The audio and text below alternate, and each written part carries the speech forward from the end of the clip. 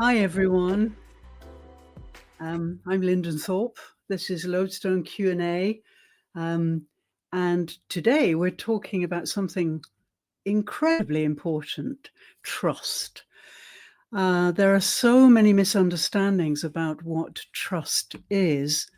I've been having amazing conversations about it this week with many people, especially coaches. And contrary to what you may believe, trust is not really something you can build. You can network and learn to relate to many people, but actually, trust is something that we already have. We are trust, we are love. All of these things human beings already are. Yes. So we're going to talk about this in a moment. My lovely guests are here, even though I was very bad in giving them the link today, or very premature in giving them the link. Anyway, they're both here now, so that's and I'll bring them on the stage in a moment.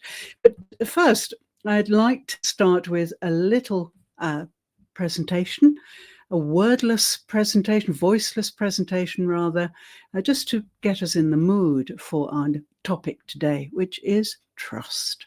So here we go.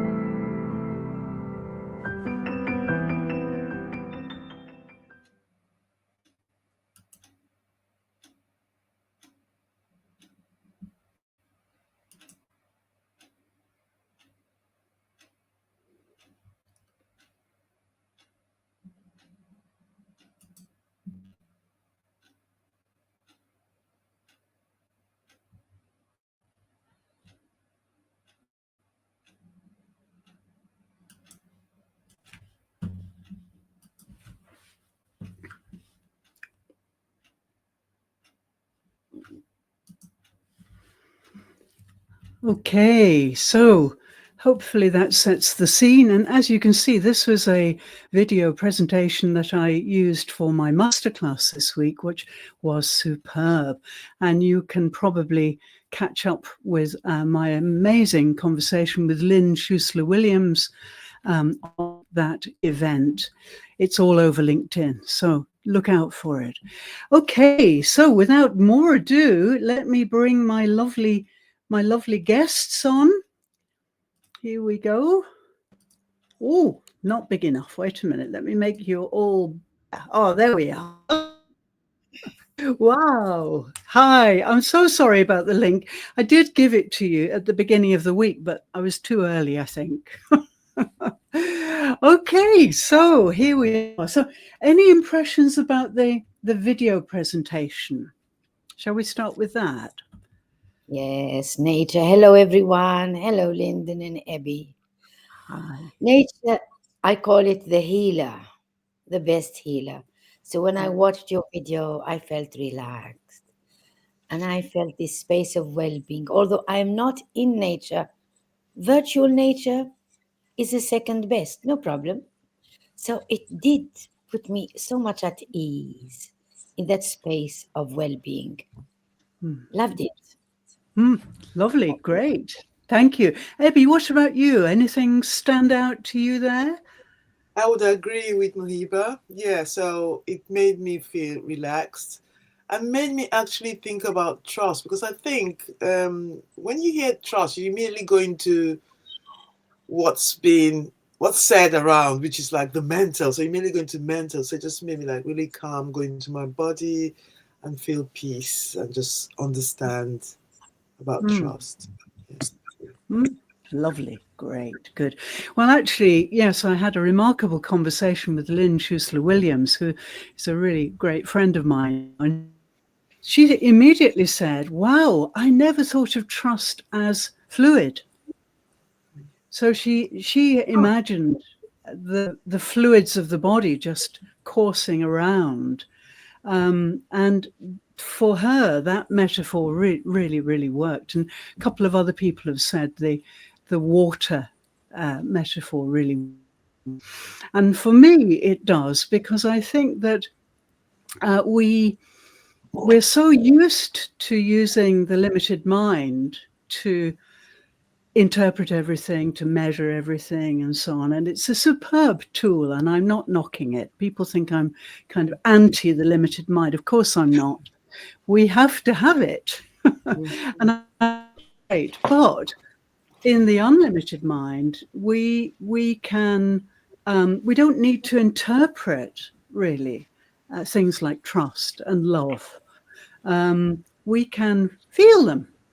They are in our very being. And so this idea of trust being a liquid, like water, which flows wherever it wants to flow, whenever it wants to flow, really, then we can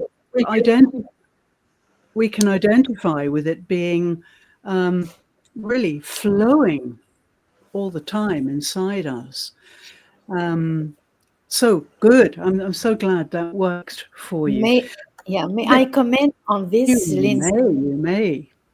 I think trust is the most fluid of all values. It really needs to. If it exists, it would flow. Mm, And if it's not flowing, it's not there altogether. So it's mm, in my mm, whole mm. body, I feel it as a fluid Yeah, that's that really flows. nice.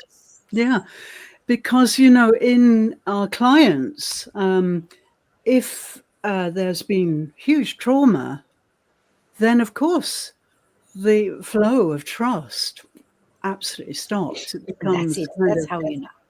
that's how we know, isn't it? And I've experienced a couple of really horrible situations in which I couldn't get this to flow for people. I couldn't, they were so traumatized and so distanced from themselves that it was so hard to get them to feel any kind of trust for anybody. Eventually, they did for me, which was a breakthrough.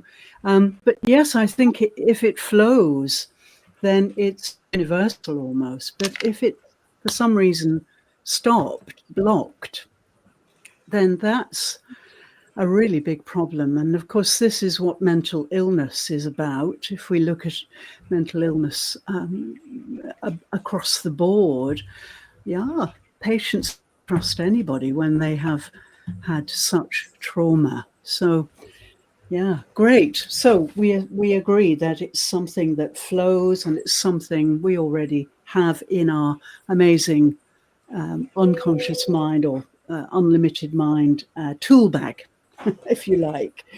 Okay, so I got some questions for you here. Yeah, Ebby, what when you hear the word trust, where do you feel it? Do you feel it in your body? When I sorry, when I hear the word trust, I feel it in my body that I eat, and I guess the water analogy kind of explains why I feel it that way. So it's kind of feels all over. I hear the word trust because I'm trying. I'm going into my body more. I mean, originally when I would hear the word trust, it goes into my head. So that's, I guess, Mm, the mental mm, trust kind of thing. mm, But that's not real trust, is it? So the no. trust is the one where you feel in the body and you're able to discern, because when you go in your head, you're either listening to other people, and sometimes they could be wrong, and then the Mm, fright, or fright comes into the whole mix of things, and so you mm, get confused, and you get the wrong person, or you get the wrong mm, conclusion. yes. Whereas when I feel it in my body, which is something I've been learning to do within the last year, I would say, um, I'm able to discern. And once I can discern whether I can trust, I feel safe. And then that makes me, yeah, it just makes me feel safe, Mm, basically.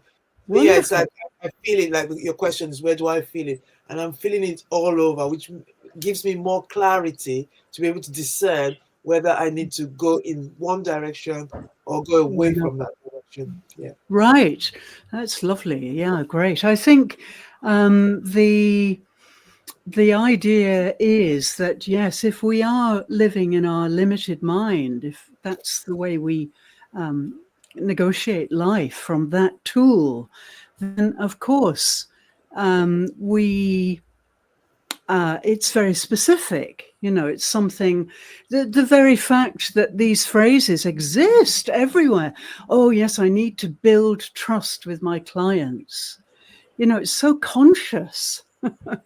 um, or I need to earn trust. Now, the other day I had a real, not an argument, but a real disagreement with someone who used the word earn. She said, oh, yes, I have to earn trust. I said, why? Why do you have to earn it? How do you have to earn it? And really, she was convinced it was something she had to do to create trust. Amazing, isn't it?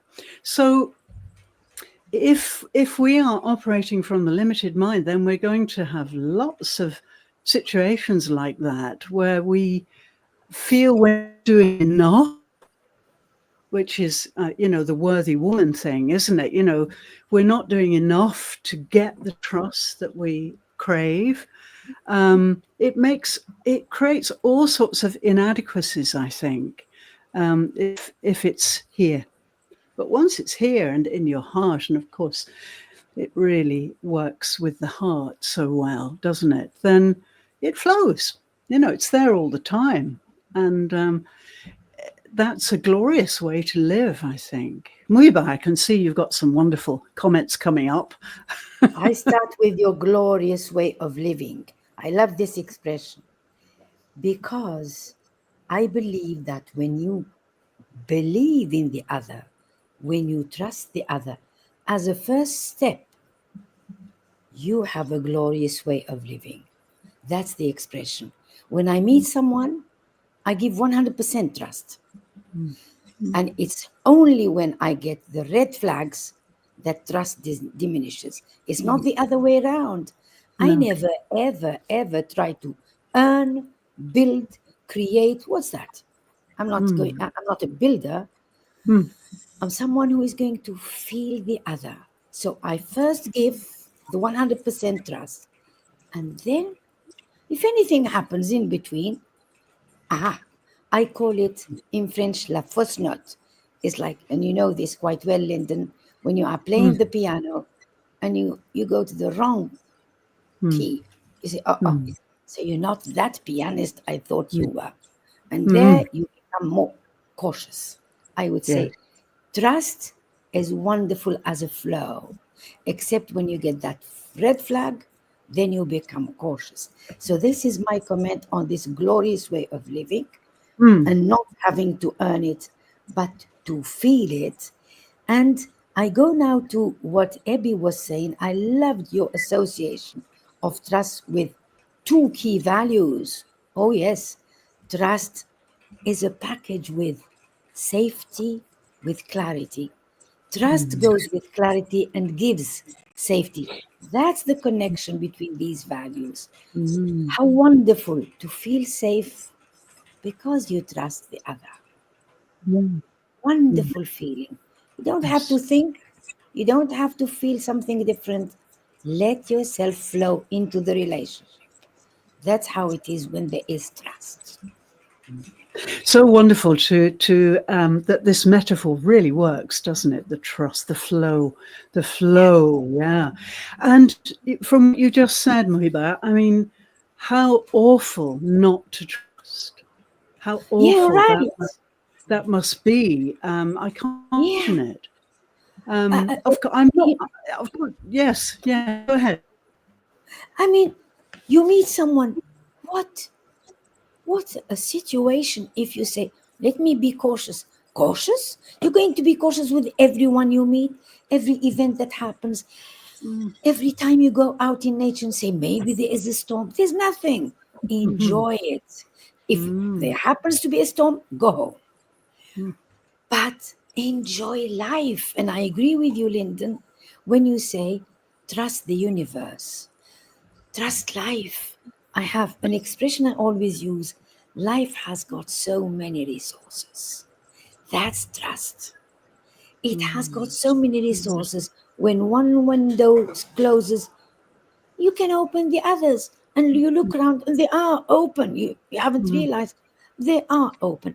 That's Mm. trusting the universe and trusting life.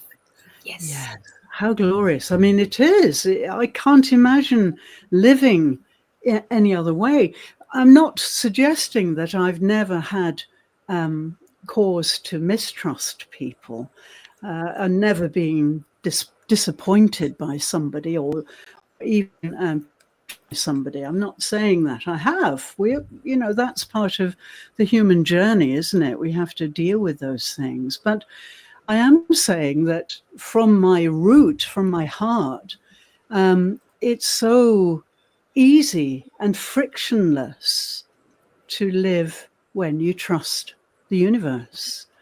And that is what I want everybody to be able to feel. That's one of my great missions, to allow everyone to enter that state of flow. And all the time now, we are seeing this word flow. Leadership coaches are talking about flow. Leadership coaches are talking about, embodiment, although they don't really realize what it is often. And I'm noticing that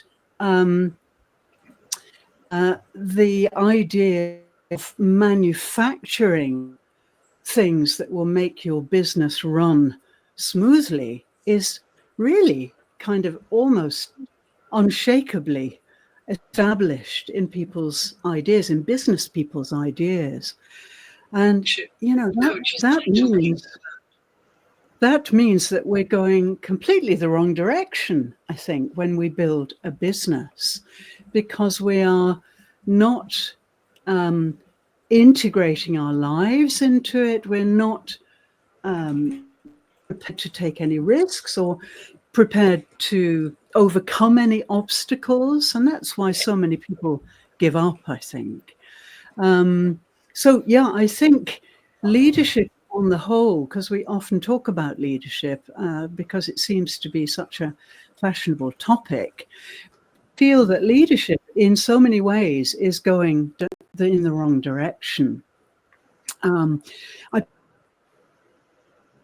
this week I got such strong reactions from people about building trust, about all the kind of the pat phrases that business people often use. When they're talking about customer satisfaction or something like that, they say you've got to build trust, and it really gives people the wrong impression about being a business owner, doesn't it? What do you think, Ebby? Yeah. I think, trust is very important in terms of. Sorry, can you repeat the question? What Well, do it I wasn't really think? a question. It was a kind of You're reflection, talking about really. business owners. I'm trying to link it in my head: business owners and trust. Yeah. Yes. The idea is that I feel that most of the leadership coaches I talk to are going really off course because they're teaching people to build trust. And to Yeah, me, I mean, yeah, go on. yeah. I think we need to understand trust itself, and I think because we've been taught mental trust is what most of us work on. And so that's probably why you're finding a lot of people teaching it wrong. And I'm so glad I've got this connection with you because it's helping me to understand and go within to embody what trust really means. And trust is deep, and that's probably why we in leadership and in general we get into trouble, I would say, in terms of trust. Because when trust is breached, it's the whole body feels it. So there's that, it's like Mohibe was talking around that thing of, like the shock that you feel when trust. So you go in I mean, she's so similar to me because I go in with 100%. I don't go in thinking, oh, maybe I should be careful about this person. I go in with 100%. And I guess with an unlimited mind, most people do go in with 100%.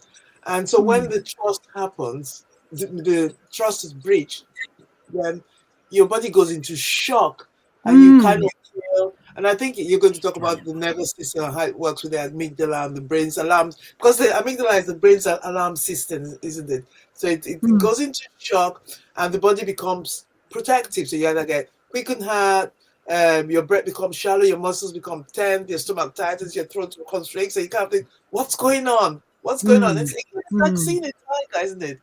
You just get really stressed without really, if you're not very embodied and you're into your body, you don't realize there's some sort of stress happening while that trust has been breached.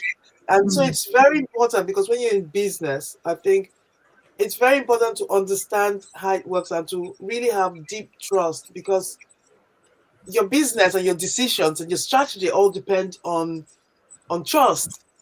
And if we're teaching as coaches and if we're not really teaching about trust, how do they work? Because I think when, like for me, when my clients come in, I'm teaching them about themselves, but I need to be aware that teaching them about themselves also means teaching them about how they will react or understand or get clarity when it comes to people they're dealing with, i.e., their clients or their staff, people as they're in leadership. They need to understand trust from within themselves.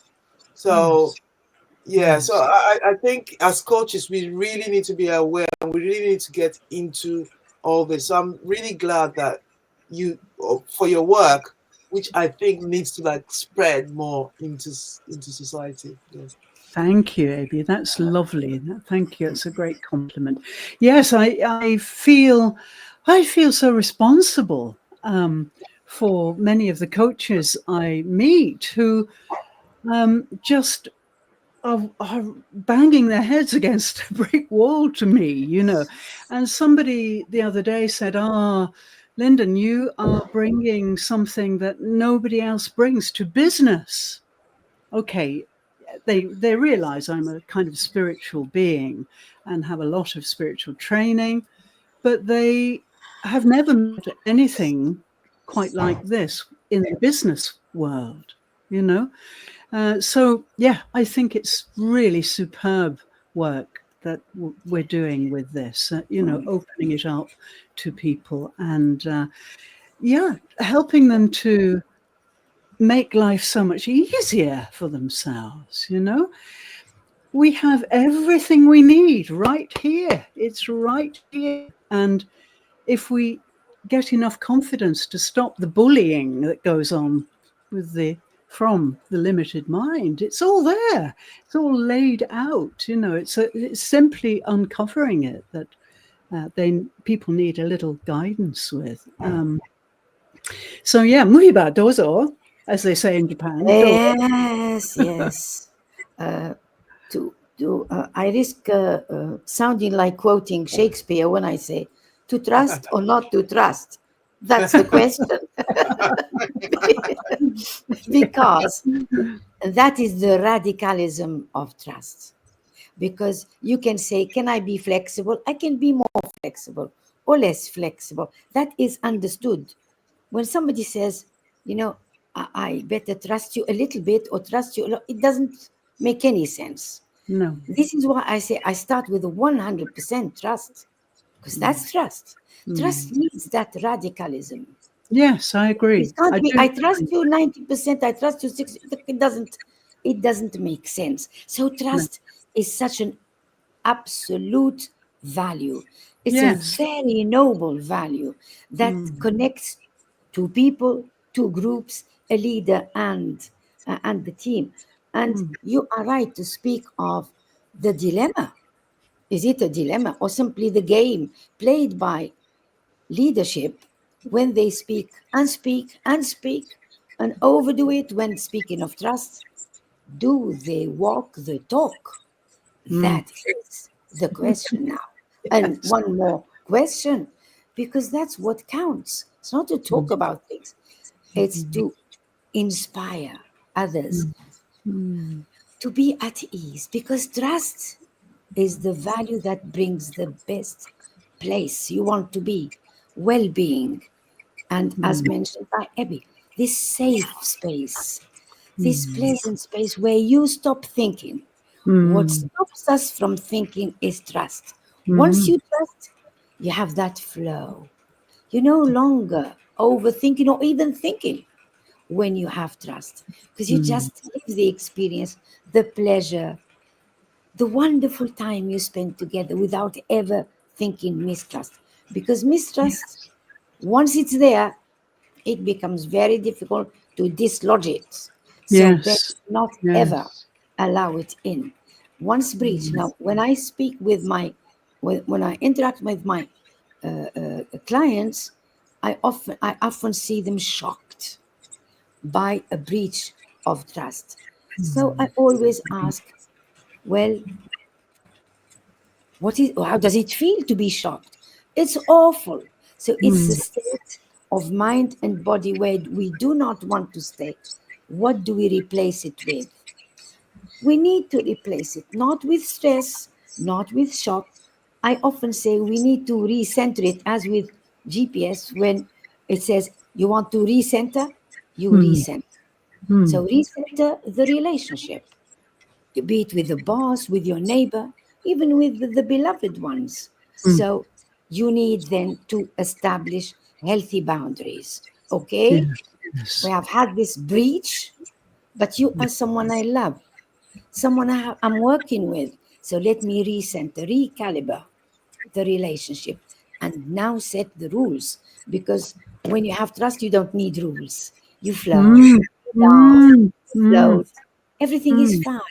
So now Yeah. there is a place. So let's now establish healthy boundaries. And then the relationship can be recentered. I agree. Yes, that's a really nice way of putting it. And I think that kind of reset, look, a few people now are doing that kind of reset. That's what I do. And my friend Lynn Schuster Williams does a reset too. And it's really interesting, I think, that if we are in the limited mind and we want to trust unconditionally, then a lot of fear is around this, I find. But people are scared of taking those kind of risks because they're scared of being betrayed or of being made a fool of, perhaps. In some cases, there's a high level of pride, maybe. And so I think in order to trust unconditionally, you can't do it from the limited mind because it just fills with fear at the forecasting of possible betrayal. I mean, yes, we can go back to Shakespeare here, Mipa. We can see lots of Shakespearean heroes who, like Hamlet, for example, that seems an appropriate quote, who spent his whole life doubting people and became completely neurotic in the process. So if we try to trust, if we build trust, if we earn trust from here, then I think if it doesn't work, it creates this huge fear of people, fear of taking any risks, and so the self, if you want to call it that, becomes hugely protected, overprotected, over cherished is an expression I use, and that over cherish means that people don't take risks anymore. They just stop. They're static. They're paralyzed almost. From That's any. because they're in their heads, isn't it? Yeah. It's because we're in our head a lot. Yeah. And talking about what you're saying about the trust, I think it all begins with self. So self-trust, all the self-love, and part of self-love is self-trust. And as we have trust for self, we trust our decisions. It becomes more clear. We trust our intuition. Yes. And so you're coming around the right people that you can trust. So it's all, like you said, the flow. That analogy is fantastic, because as you trust in self, it's all flowing, and you don't need to push. You don't need to have that push and pull, that battle going on within, because you're trusting, and you're trusting with the unlimited mind.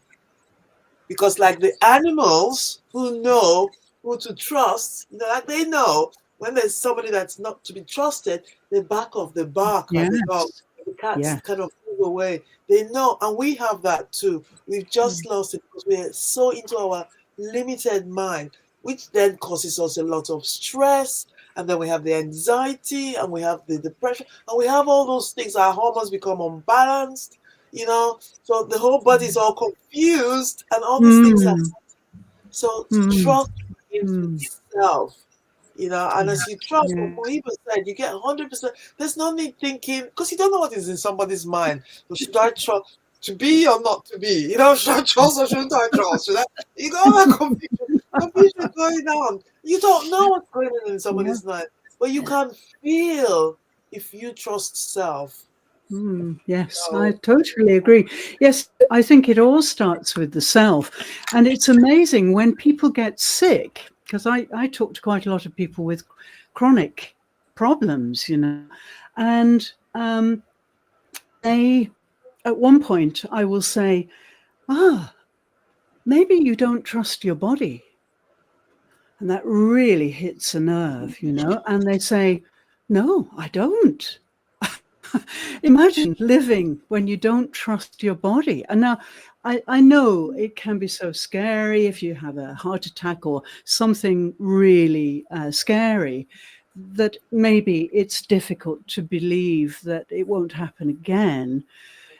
However, if we take into account that more than 60% of the causes of death of human beings are due to inflammation, things like cancer, things like diabetes, and so on. They're all the body inflaming And that causes death eventually, more than 60%. And so, yeah, we can see that if people are not trusting their body, then the body is layering itself with protection, inflaming, to protect this very weak, kind of naked person inside who has been so betrayed.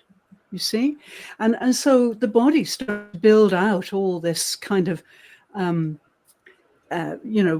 man protection, and then it becomes really difficult to get them to trust their bodies. Muiba. If I may comment on the beautiful things you have been saying, Lyndon, Abby, absolutely fantastic.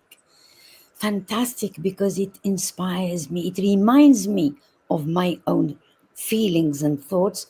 And I often say, no, don't be shocked. Don't be stressed. Don't go into a depression when there is mistrust. By telling myself, it's nothing to do with me. Yes. It is the other. That is the first step. That is the first tip. So when my clients come to me so shocked and disappointed, I say, disappointed with whom? With myself for having believed, oh, no, no, no, no, no. We should never go there. You may be disappointed by the other, well, that concerns the other, not you. So this takes me to what both of you have been saying about the self, the belief in the self. And I've often said, I trust everyone, which means I allow myself to be vulnerable. And the beauty of vulnerability is unbelievable. You're not thinking, you're not overthinking. You are letting yourself be, like in a dance. You trust the dancer you are dancing with, that the dancer is not going to fall and make you fall on top or under. You trust the dance itself. Now, that vulnerability can always be what you enjoy. And if by any chance there is mistrust, there is just breaking of trust, I go back to recalibrate, reset, as you were quoting, Lynn. No problem. So vulnerability is a wonderful feeling. Has to be followed by protecting the self. Vulnerability is not, oh my God, too late. It's never too late. Whenever something happens, protect yourself and you are safe. And this is why trust and safety need to go together. Yes, I do agree. Yes, I think safety. So yes, the body, of course, has its own language and its own mechanisms, incredible mechanisms, which will always adjust to what's happening That's it. here and what's happening out there. And another big problem today is that people are never at home. They're never in their bodies. They're always out, outside, facing outwards. So a lot of my work, I get them to turn 180 degrees inward. Instead of using these eyes, use the inner eyes. And that's, of course, what meditation does. And then you can see really how your body and your spirit and your unlimited mind are working together in this incredible dance. Yeah, it's an incredible dance, which is all set up. It's all there. And yet we interfere. This interferes if we allow it. Brilliant. Yeah, we're making some really good points here. If I can just move on to the next section, because this time I had, I think, 6 sections of questions, so many questions.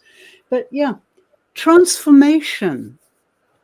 Let's talk about that for a moment. It leads on from, we've talked about vulnerability, which to me is, I think, one of the most entrancing things for me about human beings is their vulnerability.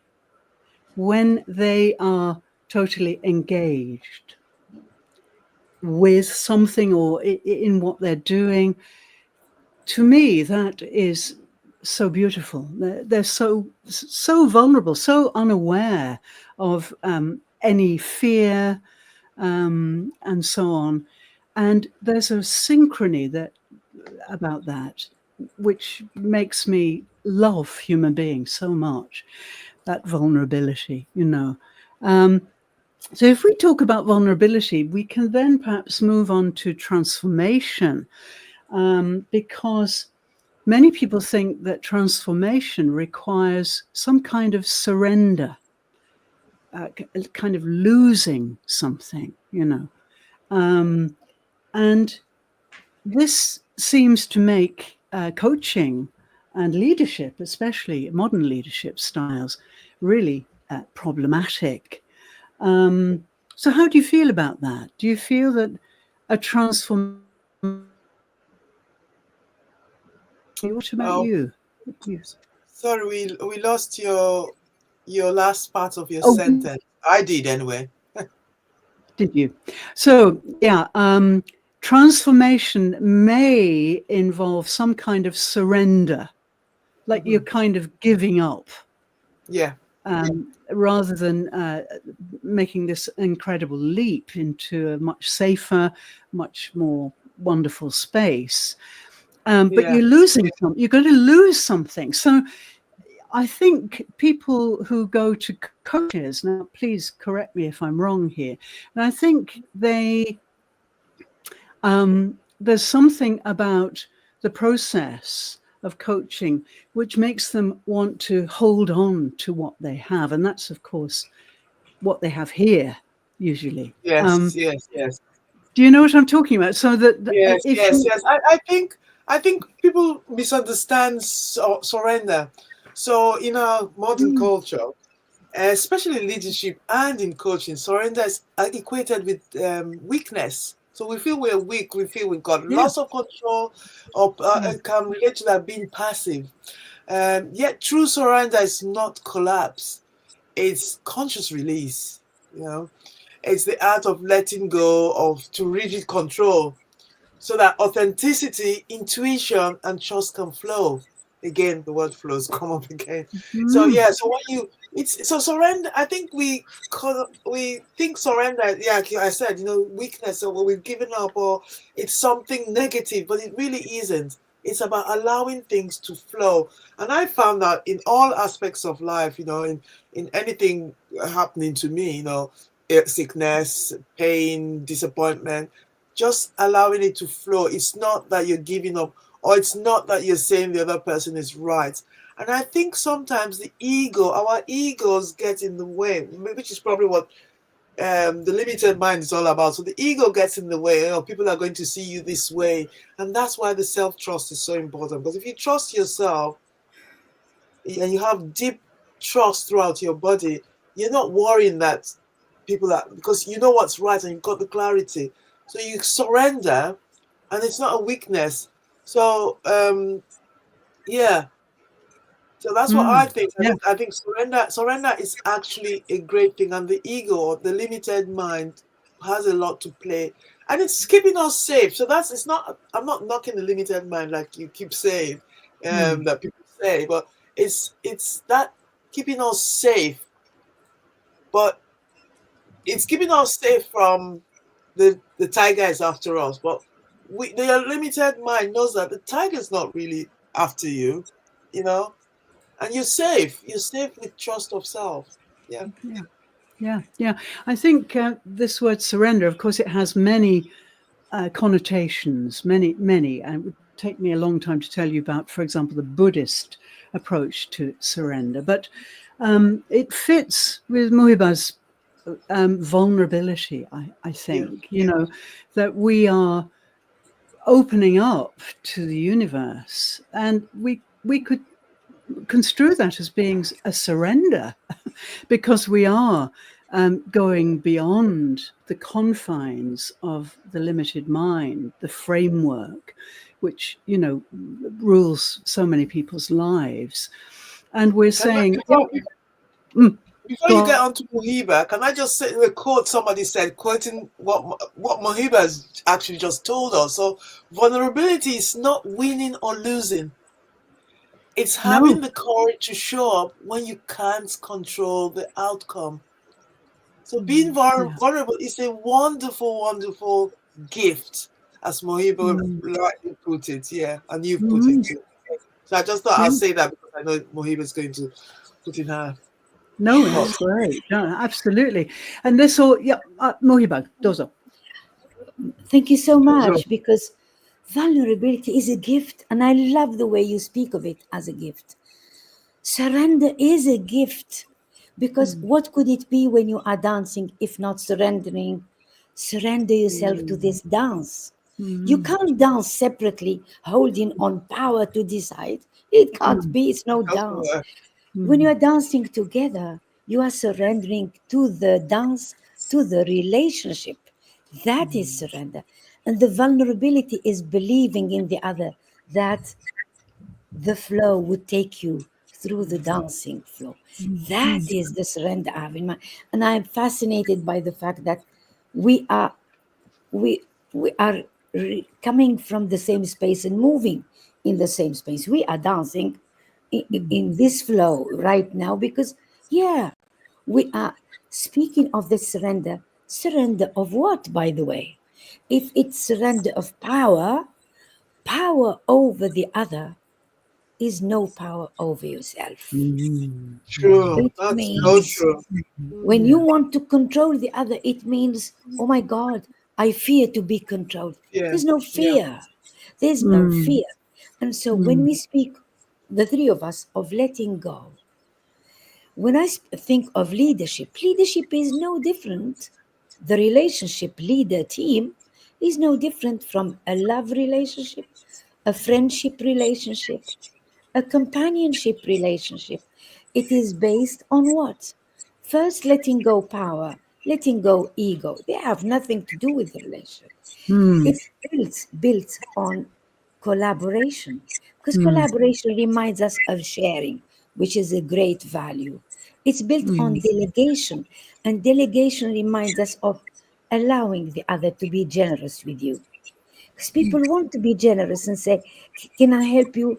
Help you does not mean you can't do it. It means I will work with you so that you do it more easily. You know how to Mm. do it, you can do it, but working with you would take away the stress of deadlines, of orders, of restrictions, and would let you work in this wonderful space. And Mm. if leaders understand that leadership relationship is no different from any relationship you have with your dog, Mm. your wife, with your kids, with your parents, with the world, with the universe, Mm. they can then walk the talk and stop talking to us about blah, blah, blah, blah, blah, blah, blah. They have learned. Mm. That's it. Just Mm. let it be and Mm. live the flow. Yeah. Mm. Mm. Follow the flow. Yeah. American embodiment people and coaches. I don't know if you know, but they talk about um, your mind getting in your way. You Yeah. are getting in your own way. I Yeah. think is a great way to see this because the mind just interferes and starts to reinterpret and um, kind of re intensify the whole thing. So yeah, if we get out of our own way, as many Americans will say, then what we're doing very clearly to me is we are detaching. So in my training, detachment is so important, you know. Buddha said very clearly, if you stand too close to the flames, you'll get burnt. But if you stand a little further back, you'll stay warm, but you won't get burnt. So it's that detachment, and surrender is about detachment for me. I am 1,000,000% compassionate, but I am detached. And Muhiba mentioned it too. It's the other person's projection that may be causing the problem. So, yeah, for me, going back to the idea of flow, if we flow with the universe, if we're really, really living our life in our unconscious, in our unlimited mind, I'm confused now, in our unlimited mind, then, everything's possible because we are the supreme ruler of that unlimited mind. Yeah, this is a huge topic, I think. And it's a very exciting topic to me, this. But I'm afraid to say, my dears, that it's getting very late. Yeah. And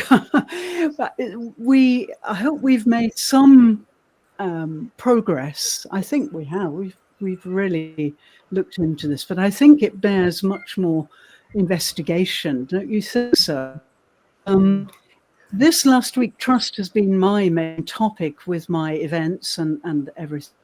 So I'm so delighted to finish off this week going into it with you and getting yet more perspectives on trust. And next week, I'm going to move into the digital life. So now this is where we look at how we live when we are surrounded by AI and digital tools, and what happens to humanity when that happens.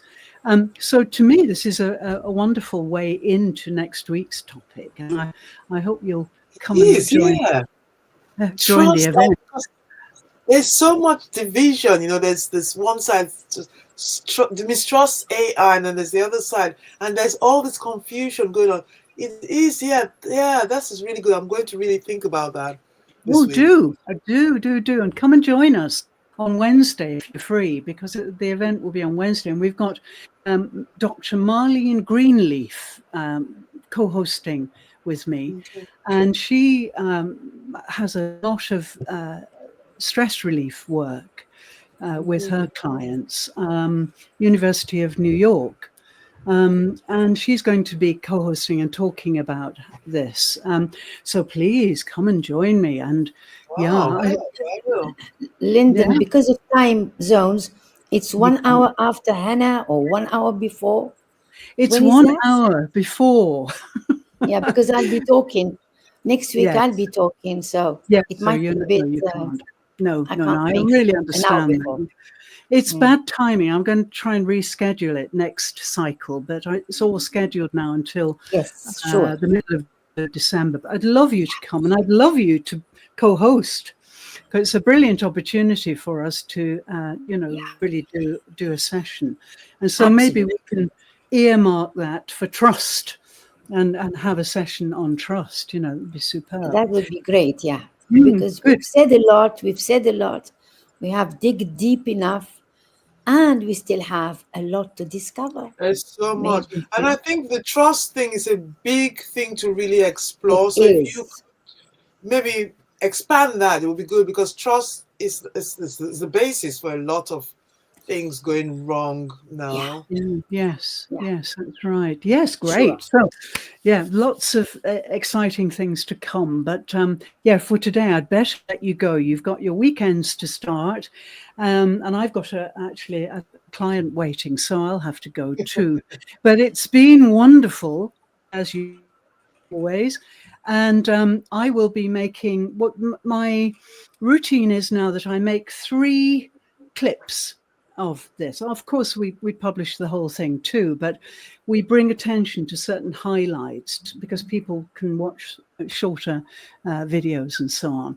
So I'm going to be making 3 clips about our talk, and I'm going to pull out those really great conclusions we came to, and I'll let you have those so you can see. So wonderful. Thank you so much for coming, and food for thought, great food for thought. And a lot of food for thought, indeed. Yes. Don't eat anything else. Just No, eat. no, no. Just this. Just this. Really filling. Wonderful. Wonderful. Have a great weekend, and I'll see you You around. too, Lyndon. You too, Abby. And all You too. Thank you. Have a participants. great weekend. Bye, everybody. Yes. You And too. next Love to you week. both. Bye. Bye-bye. Bye. Bye.